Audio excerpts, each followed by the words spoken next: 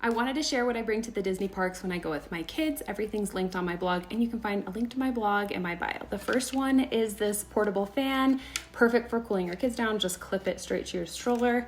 I love pouches for extra hand sanitizers, diapers, anything, and I love that this is clear, easy for security.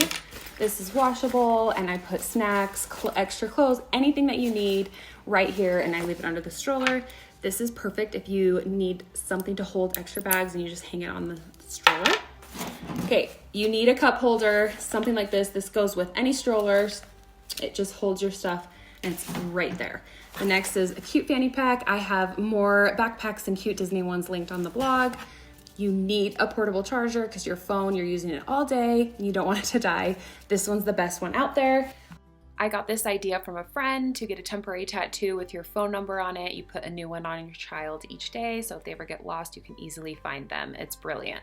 I love having a tray for your stroller so that your kids can eat on the go, or if you can't find seating, you can just feed them dinner on the tray. It works really well for Disney parks. Also, if you're going during rainy season, ponchos and a stroller cover as well. Hope this helps.